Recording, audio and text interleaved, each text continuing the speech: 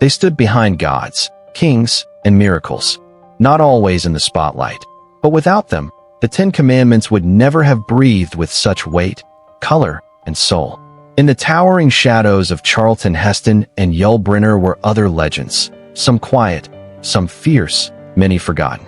A Dutch-American acting teacher who could steal a scene with a glance. A British knight whose baritone once commanded Shakespeare's stage. A woman who played Moses' mother in both the Ten Commandments and Ben-Hur, yet never found herself remembered the way her co-stars did. A leading man who traded fame for controversy, and a horror icon whose cultured voice narrated the nightmares of generations. Their lives were as layered as the epic itself, shaped by war, by exile, by scandal, and by a Hollywood that didn't always reward depth or difference. They lived under the towering sets of DeMille, but carried their own burdens when the cameras stopped rolling. This is part 2, the untold truths, the quiet tragedies, and the forgotten brilliance of the actors who made the Ten Commandments immortal. And if you believe these legends deserve more than just a passing mention in the credits, subscribe to Hollywood Everlast, comment to keep their names alive, and help us uncover the truth, one frame at a time. Cedric Hardwick, Pharaoh Sethi. His was the voice of absolute command, low, deliberate, soaked in millennia of royal authority. As Pharaoh Sethi in the Ten Commandments, 1956, Sir Cedric Hardwick embodied the dying breath of an ancient empire, torn between order and change. His gaze could cut through stone, yet behind the gold and marble, there was always a trace of sadness. A man watching the world he built slips into the hands of younger, louder men.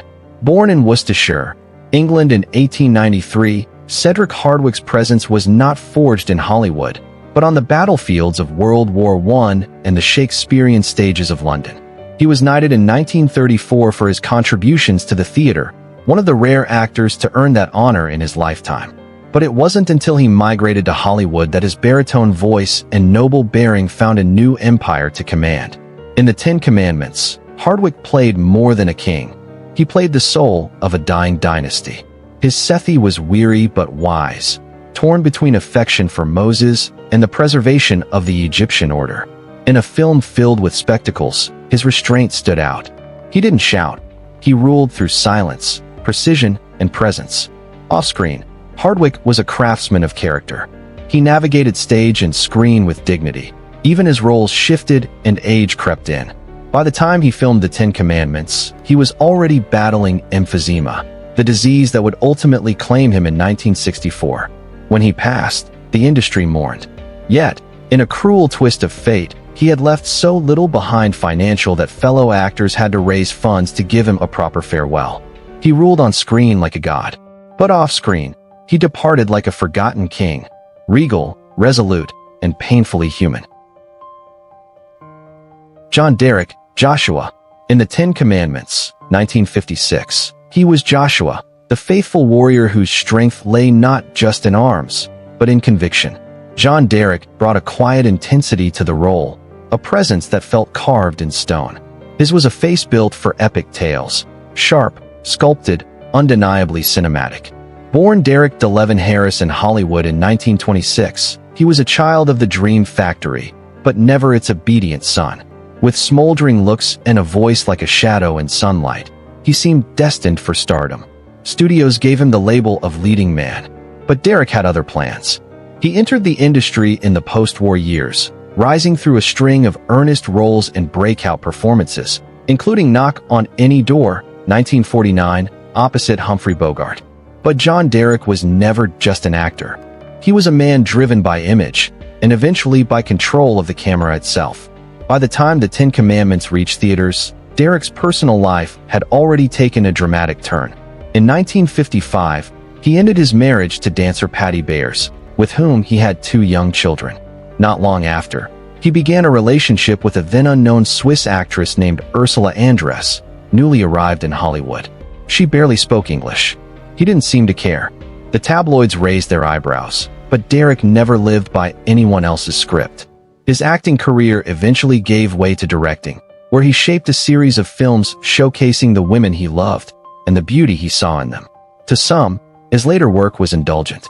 To Derek, it was liberation, a man finally in control of the frame. In his final years, he retreated from the spotlight, living quietly with Bo Derek, the last and perhaps most enduring muse of his life. He passed away on May 22, 1998, from heart complications, far from the sound stages of his youth. John Derek was never the hero Hollywood expected, but he was always the one it remembered.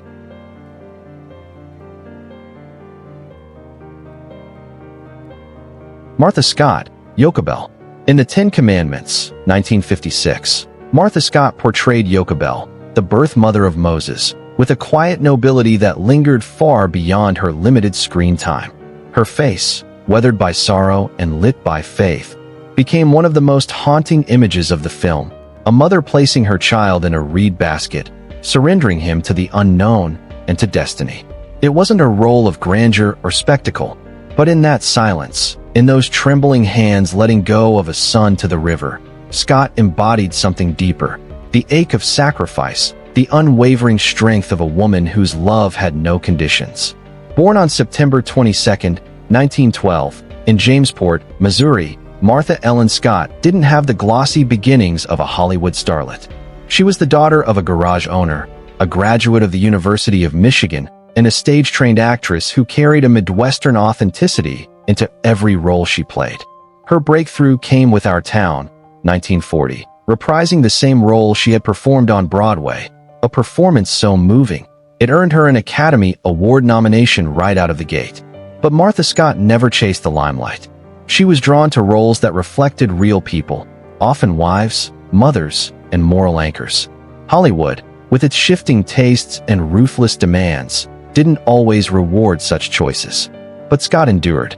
She carved out a place for herself in an industry obsessed with reinvention by simply refusing to become someone else. Her career spanned stage, film, and television. In the 1970s, she found an unlikely resurgence in the cult classic Airport 1975, where she played Sister Beatrice, a stern but composed nun facing death at 30,000 feet. Once again, she brought serenity to chaos. Off-screen, she led a private, grounded life, far from scandal and studio manipulation. Her marriages, including a long one to composer Mel Powell, were marked more by quiet stability than tabloid drama. Martha Scott passed away on May 28, 2003, in Van Nuys, California, of natural causes, just a few months shy of her 91st birthday. She was buried beside her husband, leaving behind children, grandchildren, and a generation of actors who remembered her not just for her talent, but for her class. She didn't make headlines. She made moments. And in a film filled with plagues, miracles, and gods, it was her humanity that stayed with us. Nina Foch, Bethiah. She was the Pharaoh's daughter, yet more than a princess. Bethiah in the Ten Commandments was a woman of conviction who defied her father's decree and adopted a Hebrew child as her own. Nina Foch played her with such poise and dignity that the character transcended time. In a film of gods and kings, it was her quiet rebellion that felt most human. Born Nina Consuelo Maud Foch on April 20, 1924, in Leiden, Netherlands, she was the daughter of Dutch conductor Dirk Foch and American actress Consuelo Flauren. After her parents' divorce, Nina and her mother moved to New York, where the arts, and an inherited elegance, became her sanctuary. A gifted pianist and sculptor, she could have followed many paths, but the stage called louder. She trained at the American Academy of Dramatic Arts, then refined her technique under Lee Strasberg and Stella Adler, becoming one of the earliest American students of method acting. Nina's screen debut came at age 19 in The Return of the Vampire, 1943. Tall, blonde, and effortlessly composed, she was often cast as icy socialites or mysterious foreign women. But Foch was never content with surface. Her greatest performances, My Name is Julia Ross, 1945, Executive Suite, 1954, Oscar-nominated, and An American in Paris, 1951, were layered, often hiding deep wells of sadness beneath the elegance. By the 1960s, when Hollywood began shifting its tastes, Foch reinvented herself. She became a respected acting teacher at USC and the American Film Institute. mentoring generations of performers with the same rigor and nuance she brought to her own work. She also directed, coached behind the scenes, and remained active on television, appearing in series like Murder, She Wrote, and NCIS. But behind the brilliance was a woman marked by private heartache. Her 3 marriages ended in divorce, and she once confessed to feeling like the unattractive daughter of a beautiful woman and a distinguished man. Yet if there was pain, she channeled it into every frame, every breath on screen. In her later years, she continued to teach, right up until the very end. In December 2008, while conducting her legendary class, directing the actor at USC, Foch collapsed. She died a day later, on December 5, 2008, from complications of myelodysplasia, a rare blood disorder. She was 84. To many, Nina Foch was Bethia, noble, composed, tragic. But to those who knew her or studied under her, she was more, a pillar of discipline, a woman who never stopped demanding truth in performance, and one of Hollywood's most quietly influential forces. Vincent Price, Baca. Before he became the master of horror, before haunted houses, wax museums, and the voice that echoed through nightmares, Vincent Price played a different kind of monster.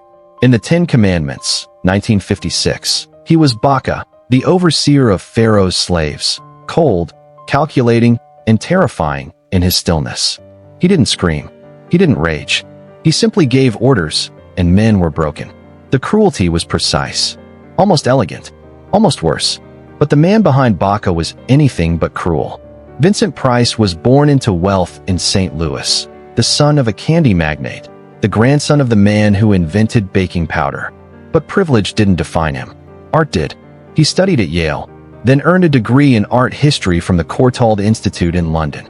He quoted poetry, collected paintings, lectured on Shakespeare. He was equal parts scholar, showman, and subverter of expectations. Hollywood, of course, saw only the surface, the height, the voice, the eyes that could either charm or chill. So they gave him villains. Charismatic ones. Tragic ones. Baca was just the beginning. Then came House of Wax, The Fly, The Raven, The Pit, and The Pendulum. Films that made him a legend of the macabre. But Vincent never looked down on horror. He embraced it, elevated it, gave it gravitas. Because he knew monsters weren't always hideous. Sometimes they were handsome, witty, cultured. Sometimes they looked like us. Off-screen, he was gentle, generous. He cooked. He wrote books on art and gourmet food. He was a father, a friend, a mentor, a man who lived large, but never loud. Vincent Price died on October 25, 1993, from lung cancer and emphysema, the final act of a life performed in full. No curtain call, no melodrama, just a quiet exit, stage left. He once said, "It's as much fun to scare as to be scared." But with Vincent Price, we were always both. Judith Anderson, Memnet.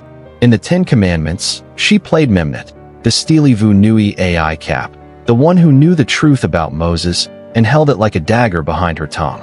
Cold, severe, and unforgettable, she delivered her lines like pronouncements carved in granite. Even in a sea of gods, pharaohs, and plagues, Judith Anderson stood out, with just a stare. That was her gift. She didn't perform. She possessed. Born in Australia in 1897, Frances Margaret Anderson was no ordinary actress. She took the name Judith when she came to America, and with it, left everything soft behind. She was magnetic, intense, impossible to ignore. Before Hollywood claimed her, she conquered the stage.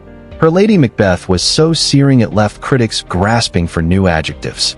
One review simply called her a force of nature in velvet. And yet, Tinseltown didn't know what to do with her. Judith Anderson wasn't glamorous in the traditional sense. She was never the girl. She didn't seduce, she commanded. So Hollywood cast her as the wife who haunts, Rebecca, the priestess who destroys, Salome, the elder, the oracle, the danger hidden in plain sight. She played queens, madwomen, ghosts, always with the same sharp control, the same refusal to soften. Off-screen, she was famously private, never married, no children. She once said her greatest love was the theater, and few doubted it. While others chased fame, Judith chased truth. She never bowed to the system. She carved her own space in it, jagged, elegant, unyielding. In her final years, she returned to the stage, refusing to disappear quietly. Judith Anderson died on January 3, 1992, at age 94. No scandal, no headlines, just a life lived like her performances, exact, unapologetic, unforgettable. She didn't need volume to shake you. She only needed to speak, and everything else fell silent.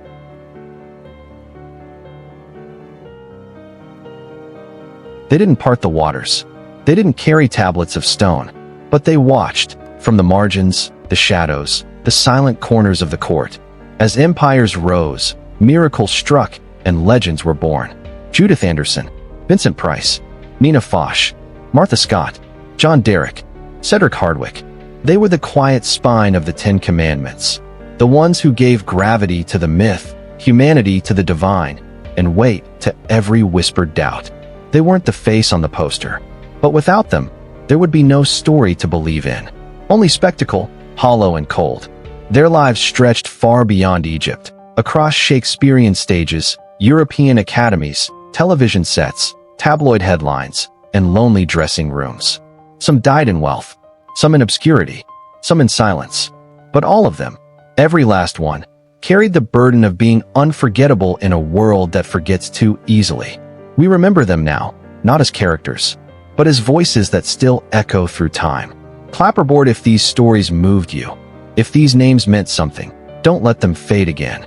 Backhand index pointing right, subscribe to Hollywood Everlast. Speech balloon comment with the faces you remember.